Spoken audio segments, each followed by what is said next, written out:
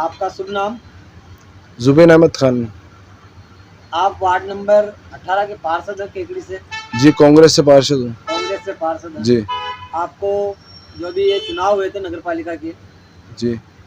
उसमें काफ़ी संघर्ष करना पड़ा, ऐसा क्या वजह थी? संघर्ष तो हमारी कांग्रेस की थोड़ी स्थिति खराब थी, तो कुछ मेहनत हमने की है, कुछ हमारे पिताजी हैं, इनका सपोर्ट रहा बहुत हद तक, और बाकी जो हमारे पड़ोसी हैं या हमारा जो वार्ड है वहाँ के लोग बहुत हमें, वैसे स्थानीय लोग जो है हम बहुत पसंद करते हैं। पिताजी से बहुत अच्छे रिलेशन है, या हमारे घर वालों से बहुत अच्छे रिलेशन थे, तो उन्होंने सपोर्ट किया खूब अच्छा। और आपने काफ़ी मुद्दे भी उठाए थे अभी नगर पालिका के मीटिंगों में, जी, तो आपके कोई मुद्दे पास हुए? कुछ हुए कुछ नहीं भी हुए, चल रहा है राजनीति। आपको पता आजकल नगर पालिका की कैसी हो चुकी है, सिर्फ एक दूसरे की टांग खींचने के अलावा कोई काम हो नहीं रहा वहाँ पे। राजनीति ऐसी क्यों हुई? इसके पीछे क्या कारण? कारण सिर्फ यही है, स्वार्थ और पैसे की राजनीति चल रही है सिर्फ, और जिसको पैसा कमाना वो राजनीति में लगा हुआ है। तो क्या आप नहीं कमा सकते थे पैसे? पैसा ऊपर वाले की दुआ से मेरे पास अच्छा खासा व्यापार है, मुझे राजनीति से या किसी गरीब के पैसे कमाने की और उनसे कमाई घर पे लेके आने की कोई ज़रूरत नहीं है। मेरे पिताजी खुद पार्षद भी रहे हुए हैं, हमारे ऊपर कभी जीवन में दाग नहीं लगा किसी भी चीज़ का, तो हम ये चाहते भी नहीं हैं। बहुत से सत्ता पक्ष के पार्षद हैं जो विकास के नाम पे लड़ाई कर रहे हैं, तो आपके वार्ड में विकास हुआ? विकास एक जिस हद तक हम करना चाहते हैं उस हद तक हो भी रहा है, और कुछ चीज़ें हैं जो रुकी हुई हैं, वो थोड़े पालिका का ही, प्रशासन का है, थोड़ा सा कुछ कमियां हैं, वो थोड़ी दूर होगी तो अपने आप हो जाएगा काम। तो अब क्या काम बचा आपके वार्ड में? काम तो देखो, रोड बन चुकी है, नालियाँ भी हो चुकी है, बाकी लाइट्स, पानी का, इनकी सबकी प्रॉब्लम लगभग सॉल्व है। बाकी जिस जगह का टेंडर रोड का नहीं है वो हो चुका है, और बाकी एक मेरा वार्ड में मेन भेरू गेट पे ही एक कचरा पात्र बना हुआ, बस वही नहीं हट पा रहा पिछले 2 साल से, तो उसके लिए मैंने आप पार्षद हैं? प्रयास कर लिया, बट वो कहते हैं इसकी जगह यही है, और वो कॉलोनी में मेन वही है जगह। आपने नगर पालिका अधिशासी अधिकारी से बसंत कुमार सैनी से कहा था उस कचरा पात्र को हटाने के लिए? जी, कहीं पर उन्होंने, वो बोलते हैं, बोले नगर पालिका के लिए यही जगह सूटेबल है, तो वो उसको हटा नहीं सकते, वहाँ से स्थानांतरित नहीं कर सकते। मतलब वहाँ पे एक बालाजी का मंदिर भी है जी। क्या बसंत कुमार सैनी को वो मंदिर की जगह पास में जो कचरा पात्र बना वो पसंद आया? पसंद तो देखो, अब वो तो उनकी इच्छाएं हैं, वो किस तरीके से देखते हैं उस चीज़ को। बाकी हमारी तो मान्यता यही है कि वहाँ नहीं होना चाहिए, और लोग आते जाते हैं, बच्चे खेलते हैं वहाँ पे। कोरोना से लेकर अभी तक हमने खूब बार प्रयास भी किया, एप्लीकेशन भी लिख के दी है, बट अभी तक कुछ हो नहीं पाया उस चीज़ का। आपने ये राजनीति में पहला ही कदम रखा या पहले भी सक्रिय थे? मैं राजनीति में 2010 में मैं यूथ कांग्रेस का जयपुर का उपाध्यक्ष था।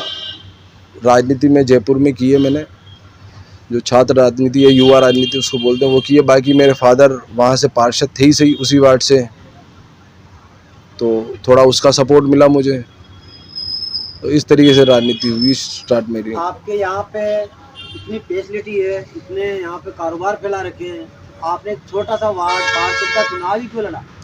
क्योंकि मैं चाहता था कि मेरे फादर ने जो लोगों के लिए काम किया है, तो मैं भी उसके साथ अपना हाथ डाल सकूं उसमें, मैं भी लोगों की सेवा कर सकूं। ये वार्ड पार्षद के काम से तो अच्छा आप यहाँ पे इतना कारोबार बढ़ा रखे हैं, ये आपको विरासत में मिली है या आपकी मेहनत है? देखो, विरासत में भी मिली है और बाकी संघर्ष भी किया है। विरासत में हमारे पिताजी की ये प्रॉपर्टी है, इसको हमने मेहनत की, पैसा कमाया और इसको बनाया भी सही। कुछ हद तक हमने बनाया, बाकी कुछ बना हुआ था। बाकी घर वालों का फुल सपोर्ट रहा है, मेरे फादर का आज भी सपोर्ट है मेरे साथ। आपकी राजनीति जयपुर में भी सक्रिय है, उसके बारे में बताइए। मैं जयपुर आदर्श नगर ब्लॉक कांग्रेस का वरिष्ठ उपाध्यक्ष हूँ आज की तारीख में, और केकड़ी की राजनीति में तो सक्रिय हुई, लेकिन यहाँ रहता हूँ इसलिए मेरे को यहाँ की जनता ने भी पसंद किया।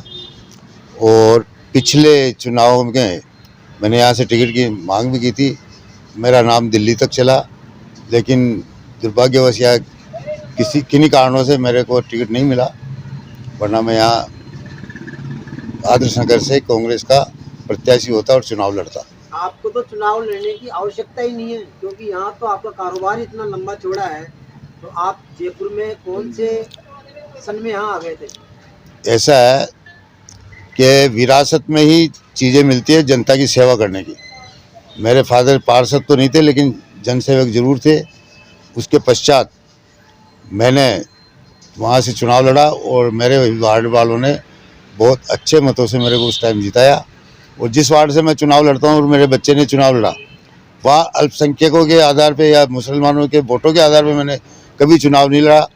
और हिंदू बहुल वार्ड होते हुए मैं वहाँ से टिकट लेकर जीता था और मेरा बच्चा भी वहाँ से हिंदू बहुल होने के बावजूद भी जीता है। तो आपके चेयरमैन की भी दावेदारी करी थी आपके बच्चे ने? देखो, चेयरमैन का और ये राजनीति में किस्मत की बात होती है। जहाँ किस्मत होती है वहाँ होती है, बाकी मेहनत हमने की थी, नहीं बन पाए, कोई बात नहीं, अगली बार संघर्ष करेंगे, अगली बार और इंतजार करेंगे। आपने जो कारोबार जयपुर में फैला रखा है, बहुत अच्छा कारोबार लगा हमारी नज़र में। ये ऐसा होना भी चाहिए। तो आपके यहाँ पे जो केकड़ी के बंदे आते हैं मिलने आपसे, जिस तरह आपने मेरी खातिरदारी करी, वैसे सभी की करते हैं?